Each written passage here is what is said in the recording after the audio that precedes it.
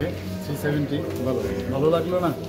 সমস্ত মিনিস্টাররা এবং আমাদের পার্টির প্রেসিডেন্টও ছিল, আমাদের এএমসির মেয়র সাহেবও ছিলেন, সবাই মিলে আজকে বইটা দেখলাম। অনেক দিন ধরে শুনছিলাম 370 খুব ভালো হয়েছে। তো পরপর 3বার আমরা এলাম, মানে এর আগে কিছুদিন আগে আমরা কাশ্মীর ফাইল দেখলাম, এরপর দেখলাম আমরা কেরালা স্টোরি, আজকে দেখলাম 370। এটা আলাদা মানে যা একটা ফিলিংস হলো আর কি, মানে বলে ভাষায় প্রকাশ করা যাবে না। সবাই এটা রিফ্রেশিং অ্যাজ ওয়েল এজ কী হচ্ছিল এতদিন ধরে 370 নিয়ে, সেটা কিন্তু বোঝা গেল।